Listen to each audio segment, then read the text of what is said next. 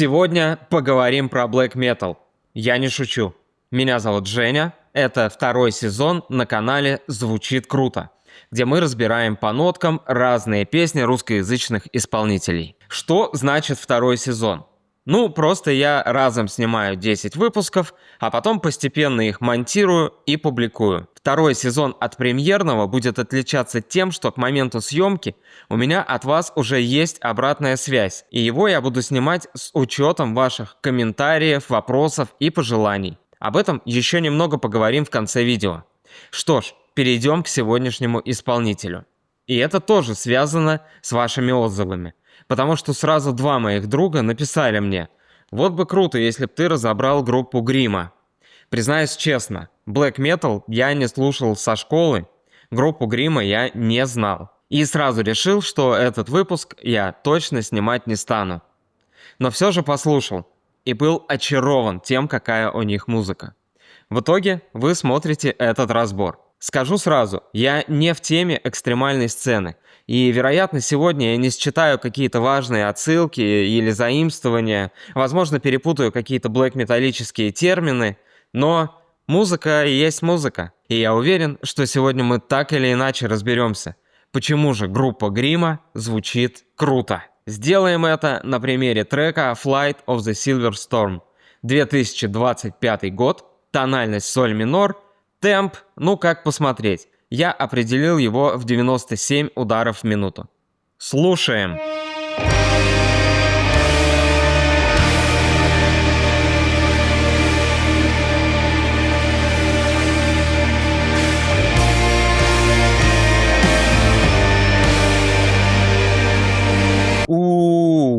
Я даже не знаю, с чего начать, тут столько всего. Если бы я писал это для студенческой газеты, я бы написал, что группа Грима сразу обрушивает на вас стену звука. Но мне кажется, что здесь вот эта клишированная фраза как нигде уместна. Давайте, наверное, начнем с гитар, это все-таки у нас Black Metal.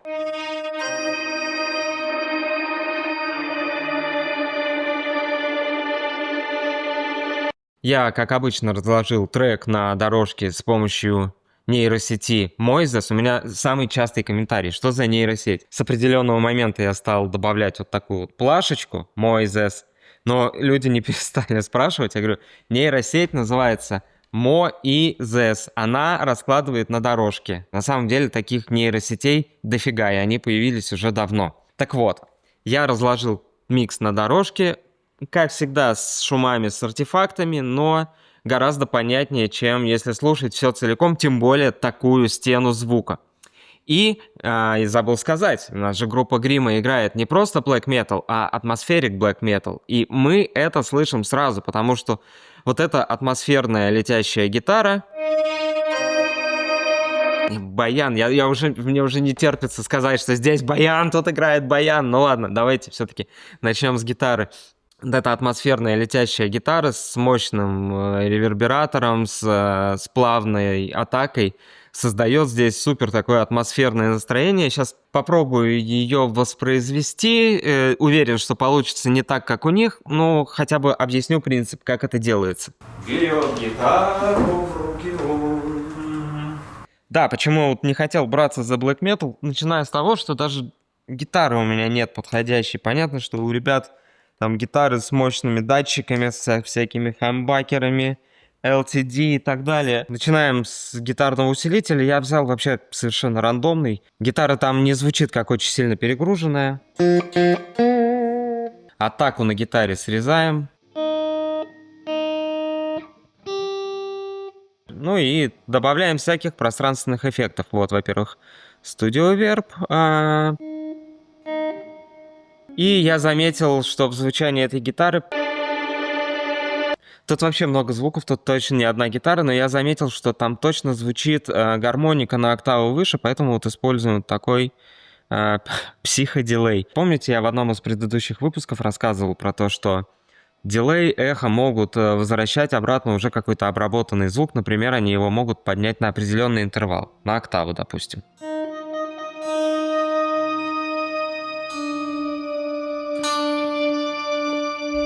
Тут как будто бы на усилке можно и перегруза добавить.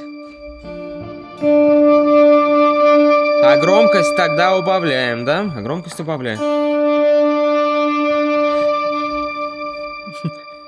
Как я и говорил, нифига не похоже на оригинал, но мы разбираем принципы. Я не тактик, я стратег. Я играю пальцами, как видите, потому что пока собирался к съемке, куда-то потерял медиатор. Он мне потом в любом случае понадобится, но пока можно так. Тем более, что здесь какая-то супер атака не нужна. Гитара играет. Я очень примерно воспроизвел. Что-то вот такое.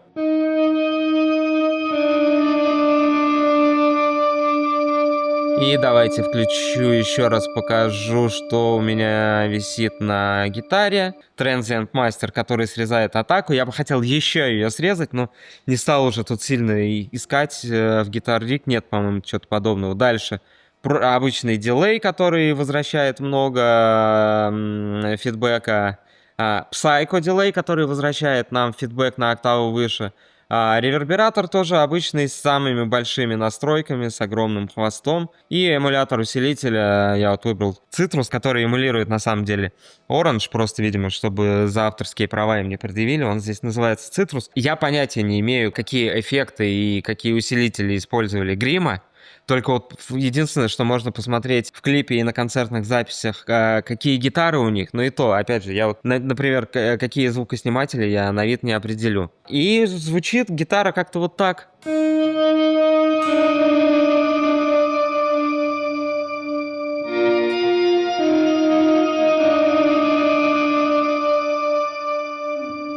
Атмосферный звук у них еще более атмосферный, мне кажется, еще более глубокий, и он прям на первом плане, то есть он задает настроение. Но настроение задает не только он, а еще и наш русский родной баян.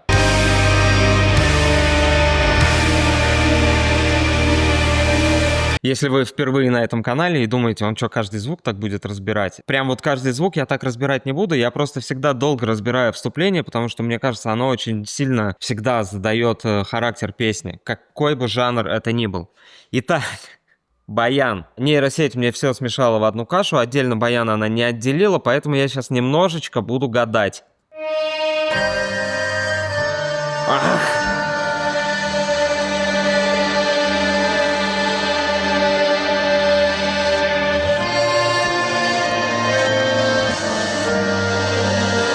Я почему еще так реагирую? Дело в том, что я в музыкальной школе учился по классу баяна. И мне в какой-то момент, когда я уже стал подростком, было как-то неприкольно. Типа, ну, баян. Все крутые пацаны играют на гитарах, я на баяне. Я же не знал тогда, что на баяне можно играть black metal. Если б я знал, я бы доучился. А так ушел в 4 классе.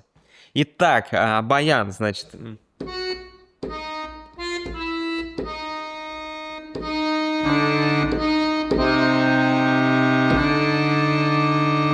Давайте начнем с того, что да, у нас соль минор.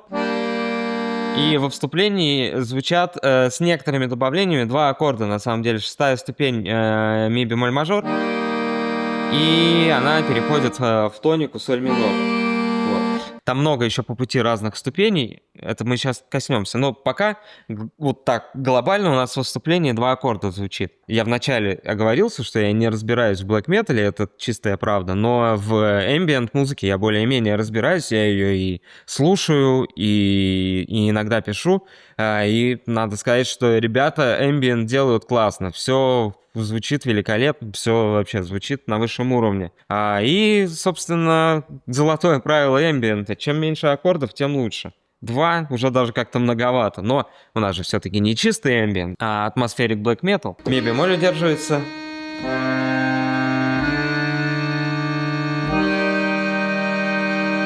Это первый аккорд, собственно, ми бемоль мажор.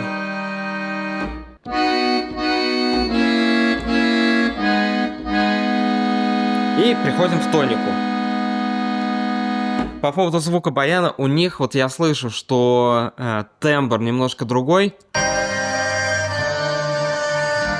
Да, у него вот этот регистр верхний на октаву, он более ярко выраженный. Я нашел единственную более-менее бесплатную библиотеку баяна. Не хотел хвастаться, но у меня лицензионный сэмплер «Контакт», и я не могу просто на торренте взять какую-то библиотеку и сюда запульнуть, она не будет работать, поэтому что-то первое, что нашел бесплатное, какой-то древний сэмпл еще формата Акаи. Вы вообще помните формат Акаи?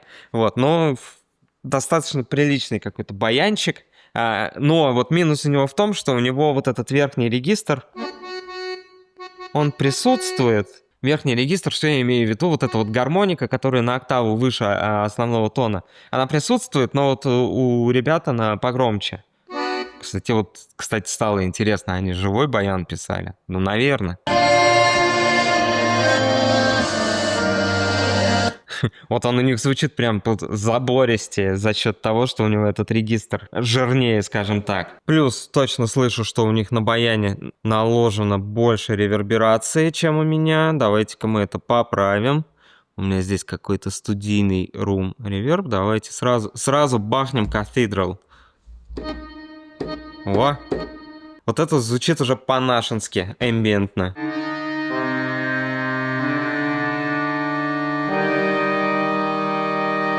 Что-то похожее, да?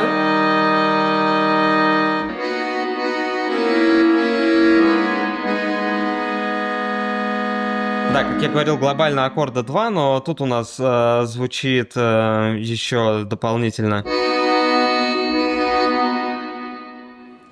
Си мажор, третья ступень, уменьшенный аккорд от си бемоль и тоника. Ах, красиво. Конечно же, есть гитара, которая играет внизу с дисторшеном. Black Metal у нас или не Black Metal? Вот она.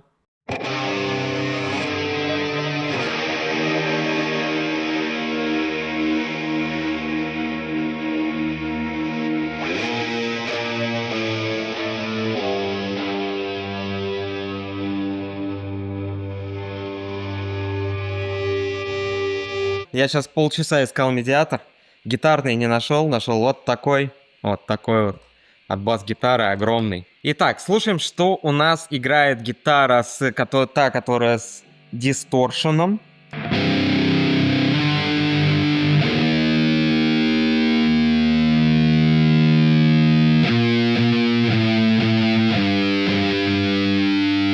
И у меня не получится такого сделать, а у них звучит вот такая вот обратная связь.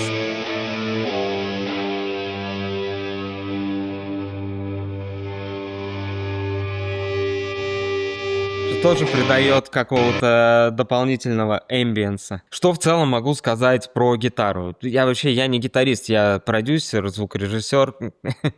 С меня взятки гладкие. В смысле, что мне в комментариях часто пишут: чувак, так интересно вот не просто там смотреть, какую партию играет гитара, но и там какие эффекты на ней наложены. У меня этой информации нет. Я не могу, нужно быть супер, наверное, мега специалистом, чтобы на слух определить, какая это гитара звучит, а какие у нее датчики, какой усилок, а какой дисторшн, а сколько там, какие лампы там звучат. Очень много переменных в этой цепи. Я даже не буду пытаться угадать. Судя по клипу, ребята играют на гитарах, кто-то на LTD, кто-то на Gibson, с датчиками, хамбакерами. Это все, что мы можем сказать. И то, может быть, они в студии играли на других гитарах. Более того, я все говорю: ребята, кто знает, может там за масками прячутся девушки. Мы же тоже этого не знаем. Опять же, я так понимаю, что здесь прописано много гитар. Никто сейчас, по-моему, не пишет просто одну гитару. Их обычно пишут пачками, несколько штук разделяют по каналам. Опять же, даже разложив трек с помощью нейросети Moises на составные части, я вряд ли смогу определить, как много гитар здесь записано. Но не так-то уж это и нужно. Нам главное понять, почему это звучит круто. Поэтому давайте двигаться дальше. Но сперва отгадайте загадку. Чего не хватает на этой картинке? Да, на ней не хватает бас-гитариста. Как я понял, в группе нет бас-гитариста. Они просто пускают партию баса, как и баяна и других инструментов, заранее записанным так называемым плейбеком. Это звук, который заранее записан и звучит поверх того, что играет группа. Вот. Ну и интересное, неожиданное решение для метал-группы, что у них нет басиста. Видимо, все эти обидные анекдоты про басистов как-то отвадили людей от этого инструмента, что ли. Или я не знаю, почему у них нет басиста. Они еще интересны тем, что не дают интервью, группу Грима. Вот, поэтому мы про них многое не знаем. С одной стороны, круто, что над ними такой ореол загадочности. С другой стороны, ну, как бы, я не знаю, не могу вам сказать, почему у них нет басиста. Ладно, давайте, тем не менее, басиста нет, но партия бас-гитары все-таки присутствует. Давайте послушаем, что бас играет.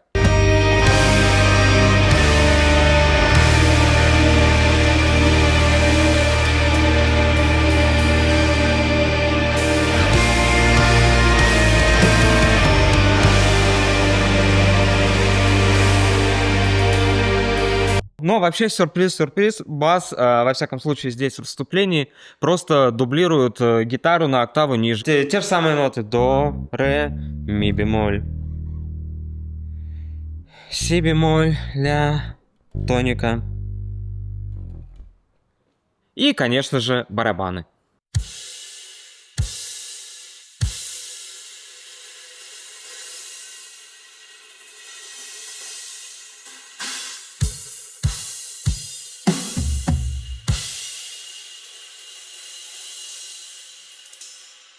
Барабаны играют вот эти акценты вместе со всеми инструментами.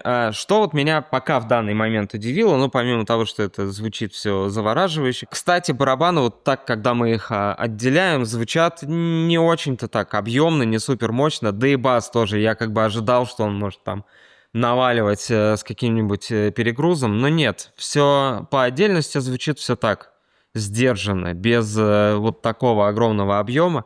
Об этом еще поговорим попозже, но чтобы не создавать, видимо, кашу, потому что здесь и так много всего, если еще каждый инструмент отдельно будет звучать слишком жирно, то мы в итоге вообще ничего не услышим. Ладно, давайте еще раз закрепим, как во вступлении звучит все вместе.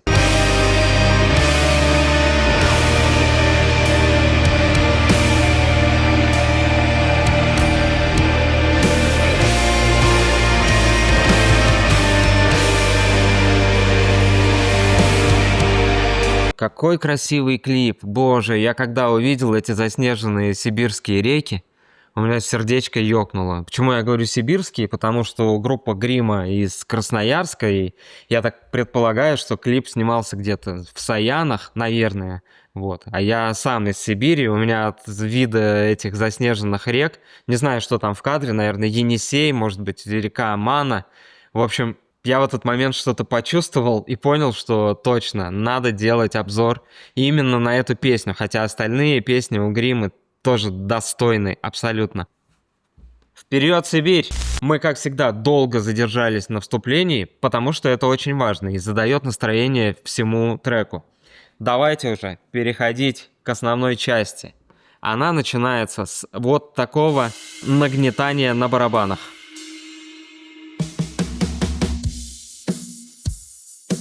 Начинается куплет и, наконец-то, врывается экстремальный вокал Грима.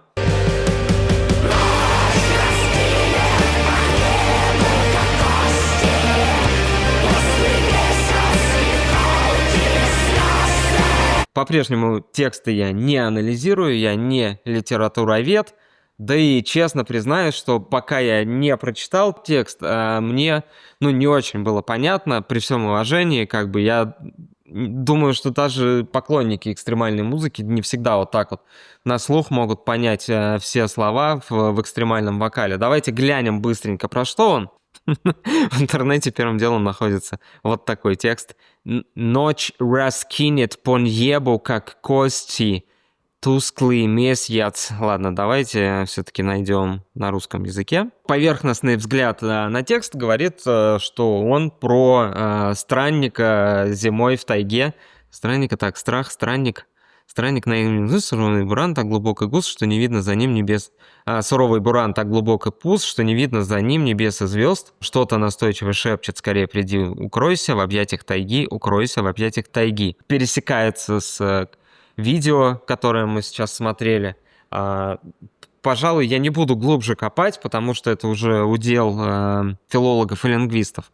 Вот. Но, значит, настроение такое мрачное, немного мистическое.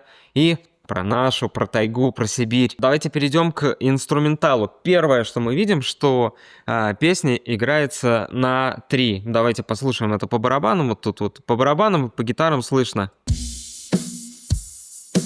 Та-та-та-та-та. Раз, два, три, раз, два, три, раз, два, три, раз, два, три, раз, два, три, раз, два, три, раз, два, три, раз, два, три, раз, два, три, раз, два, три. И дальше это еще более отчетливо, когда кикдрам начинает играть. Раз, два, три, раз, два, три, раз, два, три, раз, два, три. Вот. Ничего в этом нету удивительного и уникального. Тут только вопрос в том, как нам считать этот темп. Либо мы считаем, что это 6/8, либо мы считаем, что это у нас по-прежнему 4/4, просто музыканты играют триолями. Триолями 8 или триолями 16. Наверное, люди, которые хорошо теоретически подкованы, меня заклюют, как это часто бывает в комментариях. Но я у себя выставил темп 4/4, 97 ударов в минуту, и у меня получилось, что фразировка идет триолями. Вот. Возможно, признаю, возможно, что я не прав. Напишите в комментариях, что я идиот, что я ничего не понимаю в музыке, и что на самом деле это не 4/4, а 6/8. Я спорить не буду, потому что просто как-нибудь от вас отшучусь и все. Я ради интереса воспроизвел барабаны. Вот так они звучат в следующей части песни.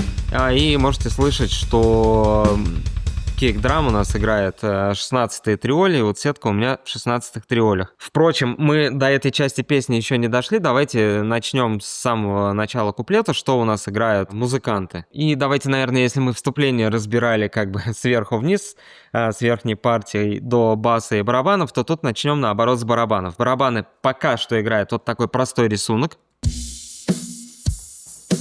Хэт играет триоли. Все, давайте, все. Вот я буду говорить триоли. Возможно, это неправильно, но вот я буду в сегодняшнем обзоре делать так. Если я не прав, снимите свой. Значит, хэт играет триолями, бочка и кик и снейр играют четвертями.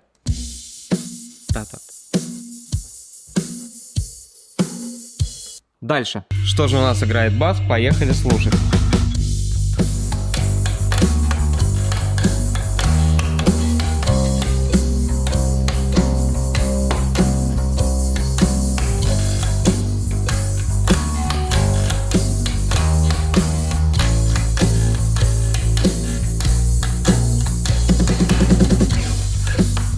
Соответственно, бас создает не только ритмическую, но и гармоническую основу. Начинаем с тоники. Соль. Ре, соль. Ми бемоль, до. Возвращаемся. Соль. Ре, соль. А потом интересно. Ми бемоль, ля. Вторая ступень. Необычненько. И си бемоль, третья ступень. И возвращаемся. Что играет ритм гитара, понять достаточно сложно, потому что их там, очевидно, несколько. Нейросеть мне это все смешала в одну кашу. Я пытаюсь понять и понять не могу.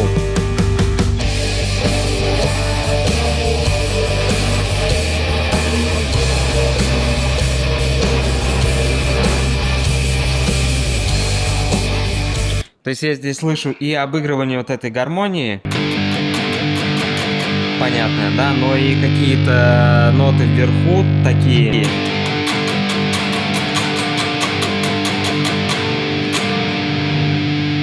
Потом, когда переходим на аккорд ре, он звучит, с одной стороны, я слышу обычную квинту, но до меня также долетают некоторые отзвуки вот этой терции. То есть, возможно, это все еще одна какая-то партия гитары, которая с вот этой гитарой играет что-то такое. Давайте разберем, что играет у нас гитара, которая на первом плане.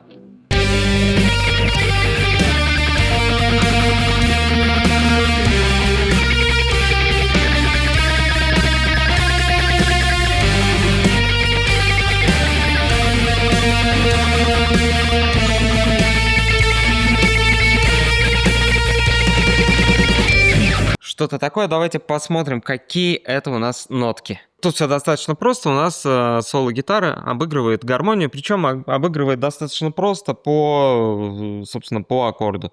Соль, си бемоль, соль, ре, си бемоль.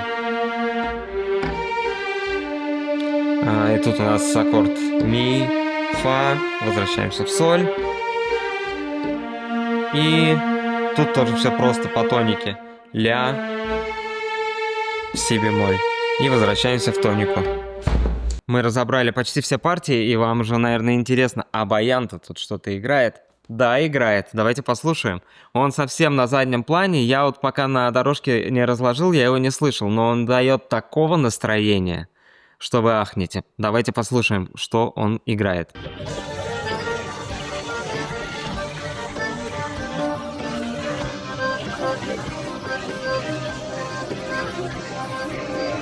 Не все мне хорошо слышно, но он обыгрывает аккорды каким-то подобным арпеджио. Смотрите, соль минор обыгрывается так.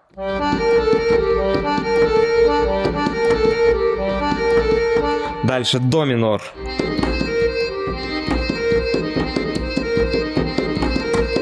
Возвращаемся в соль минор.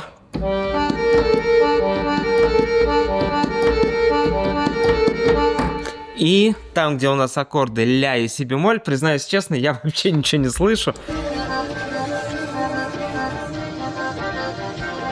Я и в наушниках послушал, и так, ну что-то... Он вообще играет что-то с нотой до. Но настолько плохо слышно, что непонятно. Давайте я не буду гадать, но просто оцените, насколько красиво он тут вписан. Боже ж ты мой! Это мы разобрали только самое начало куплета. Дальше оно у нас повторяется, но барабаны начинают играть другой рисунок. Я вам его уже чуть раньше показывал. Барабаны у нас переключаются с вот такого фила. Все 16-ми.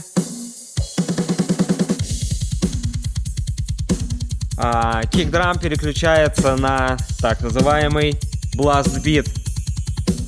Я не уверен, что я правильно употребляю этот термин, но это blast beat, да, когда кикдрам у нас играет вот такими мощными 16-ми триолями. По остальным инструментам вторая часть у нас повторяется. Я ускоряюсь тем временем. Да.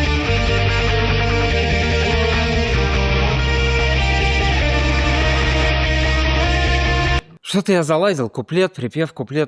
Я, наверное, не могу сказать, что здесь вот у нас есть куплеты и припевы, но, в общем, скажем так, это была часть А, судя по гармонии. Сейчас гармония у нас меняется, и мы переходим к части Б. Можно называть это припевом.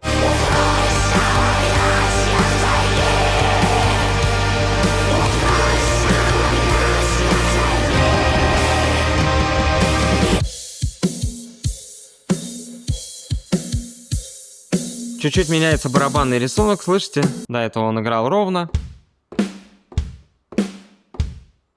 А тут перешел на такой уже синкопированный ритм. Главное, у нас меняется последовательность аккордов. Она вот такая. Давайте разберем ее вместе с бас-гитарой. Вот такие ноты играет бас, и такова гармония. И больше никакова. Соль. Си бемоль, ми бемоль, ре. И повторяется. Вот такая последовательность аккордов. Соль, си бемоль, ми бемоль, ре, соль.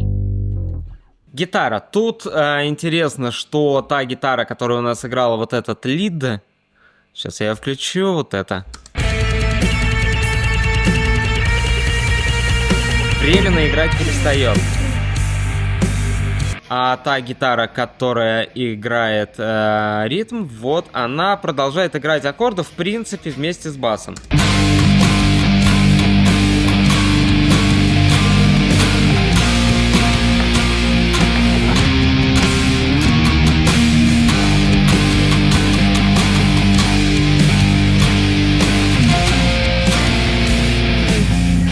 Только что я здесь слышу? Я опять слышу дополнительные ступени вот эти.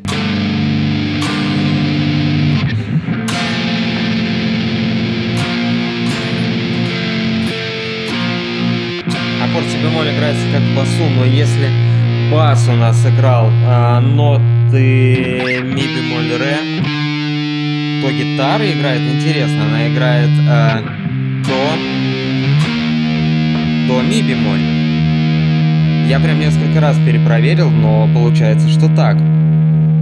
Как я сказал, солирующая гитара перестает играть, чтобы уступить место ему, баяну. Он тут начинает раскрываться просто на все бабки. Давайте послушаем, что играет здесь баян.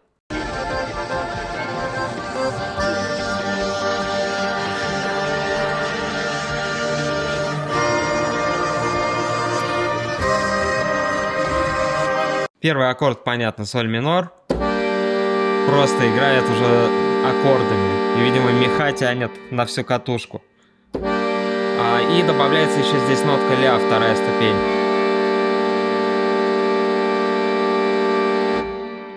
А после соль минор интересная каденция, потому что, вспомним, если бас у нас играет ноты ми бемоль ре, гитара у нас играет до ми бемоль, вот так. Так они звучат вместе, какой красивый диссонанс, об этом еще поговорим. Баян играет вот такие аккорды, значит, соль минор, понятное дело, потом си бемоль мажор и внезапно до минор. И с басом получаются вот такие созвучия. То есть до минор с ре в басу. Красиво. Плюс, я об этом, наверное, должен был сказать еще в самом начале, вообще вот эти диссонансы, которые здесь и так заложены в нотах, ну, например, вот этот малая нона, да, интервал. Да добавить еще сюда то, что баян, как любой народный инструмент, играет не совсем четко в ладу. Это не баг, а фича, так должно быть. Вот давайте еще раз переслушаем начало.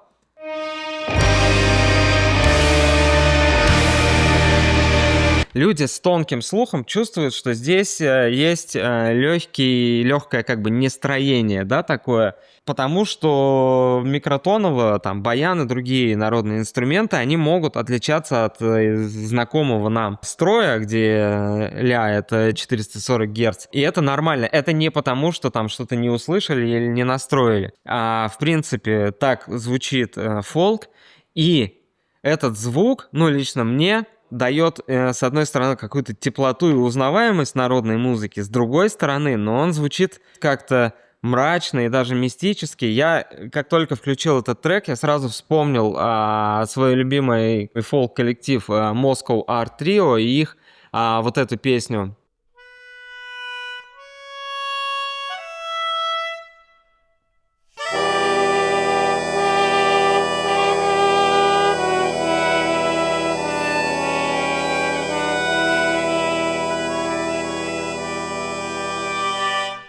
Одно название говорит о многом, да, и там тоже, помимо того, что есть вот этот интервал, который сам по себе, диссонансный. Но более того, учитывая, что народный инструмент, ну там в нашем случае это баян, он еще немножечко по строю отличается, то есть он еще более диссонансный, какой-то еще более такой некомфортный, вот. И это тоже создает напряжение, потому что гармония в самой песне, она такая, ну, она супер традиционная. Аккорды простые, без каких-то сложных, там, даже септаккордов, не говоря уже о каких-то гармонических изысканиях, да. И без вот этого баяна оно бы звучало, может быть, слишком, знаете, выхолощено даже. специально, сознательно, несознательно. Но, в общем, музыканты добавляют сюда баян с вот этими вот всеми интервалами, с легким нестроением, которое, опять же говорю, это не баг, а фича. И все это добавляет звуку какого-то объема, какой-то сложности, жира, вот. И в итоге такое вот создается богатое звучание, оно богатое не только там по звуку и по обертонам, оно еще и богатое по каким-то образам, которые оно рождает. А вот у нас здесь, если присутствует образ этого путника, который заблудился в тайге, да, это может быть еще какой-то такой образ чего-то народного, чего-то такого сокровенного, что у тебя находилось внутри еще до того, как ты говорить научился. Вот за что я еще люблю фолк-музыку, за то, что в ней очень много чего-то такого, чего мы даже выразить не можем, и что лежит где-то глубоко-глубоко на подкорке. И ребята из Грима очень круто это используют. Это придает их музыке вот такого мистического характера. Плюс, посмотрите, какие у них образы, да, это что-то тоже заимствовано из какого-то то ли языческого, то ли псевдоязыческого фольклора, да, вот эти деревянные маски, какие-то вот эти балахоны, которые нас одновременно отсылают и к каким-то религиозно-духовным мотивам, и к языческим в то же время. В общем, что-то такое сложное, непонятное, но очень-очень-очень сильно узнаваемое. А мы тем временем едем дальше, и вы, наверное, меня упрекнете, что я очень мало говорю про вокал. Почему? Я и в традиционном вокале, как бы, я не специалист, я не вокалист, я так могу поверхностно оценить, там, хорошо человек поет или плохо. Ну, а в экстремальном вокале я вообще мало что понимаю, я не очень хорошо разбираюсь в этих техниках, ну, то есть я слышу, он скримит, если я не путаю термины, да, это скриминг. Делает это круто. Как бы это все, что я могу сказать. Но вообще, почему я мало слушаю музыки с экстремальным вокалом и как-то в целом, наверное, не люблю? Я думаю, по двум причинам. Во-первых, я думаю все время про вокалиста, думаю, бедненький, что ж ты себя не жалеешь, ты ж сорвешь голос. Вокалисты часто говорят, что типа если правильно петь, хоть как-то там будешь скримить и гроулить, если типа у тебя правильная техника, то ты голос никогда не сорвешь. Это неправда, потому что практика говорит о том, что кто занимается экстремальным вокалом, все равно рано или поздно голос себе сорвет, к сожалению. И вот я слушаю, и мне так хочется сказать, типа, чувак, не убивайся так, вот. Но он поет с мощной самоотдачей. Это первое, как бы, что меня немножко останавливает слушать экстремальный вокал. Второе, что как бы вот начинается куплет, да, и он сразу...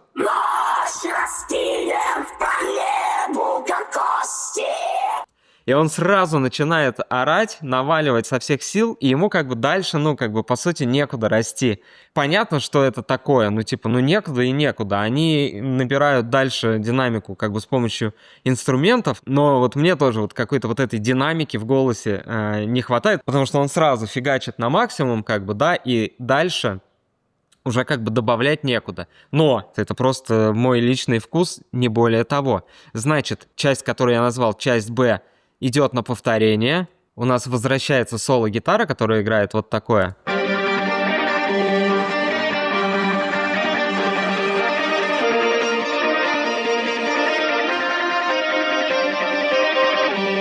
И появляется вот такой мощный пэд.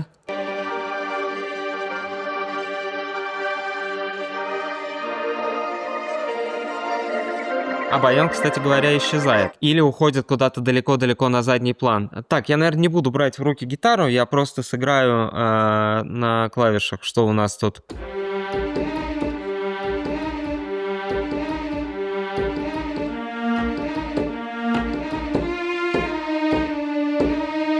И повторение. Значит, это у нас часть Б. Давайте дослушаем эту часть до конца, включив все вместе.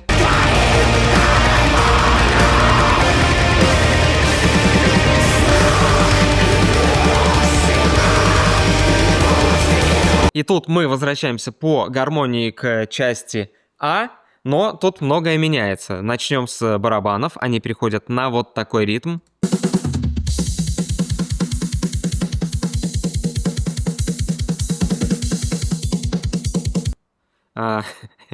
Я не знаю, как называется сейчас, когда я был в школе, и мы слушали Black Metal, и кто-то уже пытался его играть. У нас вот этот стиль игры назывался почему-то метла. Может, он и сейчас так называется, когда, то есть, ты бочка играешь вот этот, хэт играет вместе с бочкой, и между этим всем играет малый барабан, то есть метла. Напишите, пожалуйста, в комментариях, как по-нормальному это называется. Может, это тоже бластбит, я не знаю. Дальше. Вокал. Тут вот важно. Тут у нас начинается наложение двух вокалов.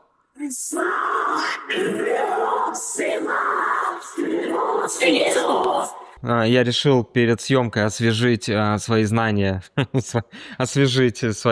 да, которых у меня не было по экстремальному вокалу. Нашел там 8 разных видов скрима, гроула и всего такого. Я даже не буду гадать. Но принцип здесь в том, что вокал, если у нас вот до этого он скримил... Скажем так, я сейчас говорю очень условно, я говорил, да, что я не в теме black metal, он как бы это скриминг в таком верхнем регистре, да, то дальше вот в этой в повторяющейся части к нему добавляется гроул уже такой низкий, гортанный. Помните, я говорил, что ты начинаешь с самого начала трека орать, да, и а что делать дальше? Но вот они выходят из ситуации так, что добавляют просто еще один голос, который рычит там внизу, и, ну, создается, конечно, супер мощная плотность звука. Что меня вообще удивило в этом треке, что он уже как бы начинается со стены звука, да, как я сказал. Ну ладно, ты думаешь, сейчас барабаны вступят, и будет капец. Вступают барабаны, капец, стена этот скримит, 3 гитариста играют, бас, баян, фигачат барабаны. Казалось бы, некуда уже набирать. Потом раз, следующая часть, они еще набирают как бы напряжение. Но следующая часть, вот добавляется вот этот рисунок на барабанах, добавляется гроул еще мощнее. Ну то есть, когда кажется, что уже некуда мощнее, они такие типа на тебе еще козырь. Ну вот здесь козырем служит как раз смешение двух кричащих таких вокалов. Далее, остальные инструменты, сейчас, насколько я понимаю, как бы более-менее, я имею в виду бас, просто обыгрывают эту гармонию. А гармония, напоминаю, которая у нас была в части А. И мы идем на следующее повторение. Гармония та же самая остается, часть А. Вокал просто срывается в мощный крик, который длится раз, два, три, 4 такта.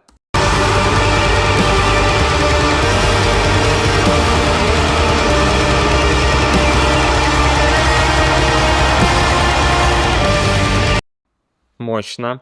И тут у нас остальная инструментальная партия, это вот та самая часть А, та же самая гармония, и идет такой инструментальный проигрыш.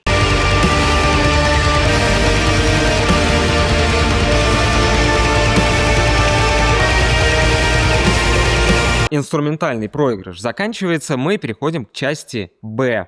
Тут тоже без каких-то очень сильных изменений, может быть, я чего-то не слышу, но в целом повторяется.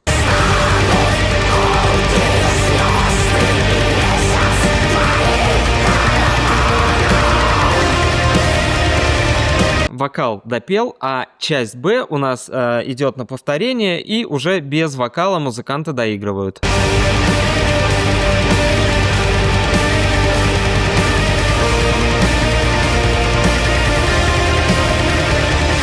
Вот здесь посмотрите, как интересно. Баян уходит куда-то далеко на задний план и вместе с пэдом просто заполняет все пространство. Давайте послушаем.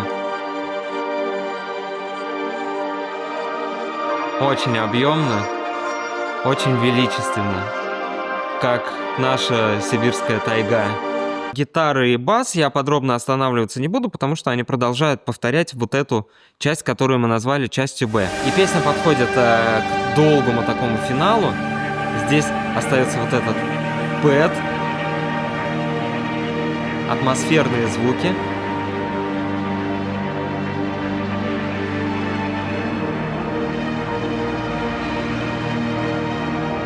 Снова звучит вот эта гитара, помните, которую мы в начале разбирали с таким длинным ревером?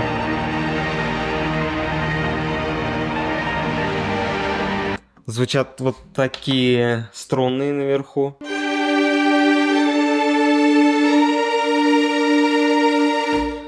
И вау, появляется какое красивое атмосферное пианино.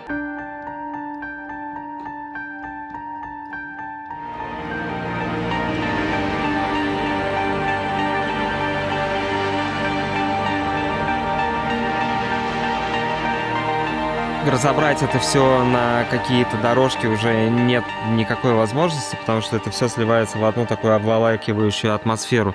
Но звучит невероятно круто. И на этом, как я сказал, 6-минутный, величественный, завораживающий трек заканчивается, а мы переходим к заключению. Грима прямо сейчас ездит с туром по разным странам мира. Я вообще не люблю, когда говорят: «Вау, их признали на Западе», как будто без международного признания их музыка была бы менее ценной. Нет, она в любом случае крутая. И все-таки важно, что исполнителя горячо полюбили люди со всех уголков мира, даже вопреки тому, что они ни слова не понимают в их текстах. Не то, что мы с вами, да? А если серьезно, я ужасно рад, что познакомился с музыкой Грима. Знаете, когда я последний раз слушал Black лет так 20 назад, музыканты сознательно стремились к лоу-файному и даже подвальному звучанию. Записывали песни на аудиокассеты, распечатывали обложки на матричных принтерах и так далее. Круто, что сейчас тренд изменился, и я был рад услышать атмосферный black metal высшего качества. Музыка, продакшн, звук, видео, образы, дизайн – все на самом высоком уровне. И правда, гордость вперед за родную Сибирь. А это был первый выпуск 2-го сезона. И в конце я хочу сказать несколько слов благодарности. Спасибо вам за комментарии и лайки. Спасибо великолепному Николаю за гитару. Спасибо Алексею и еще одному Алексею за бас-гитару. Спасибо моим друзьям Сереге и Коре за хорошие идеи по монтажу. И хотел сказать спасибо моей жене Юле, но скажу об этом в следующем выпуске. Заинтриговал? Хорошо, до встречи. А пока согласитесь, группа Грима звучит круто. We'll be right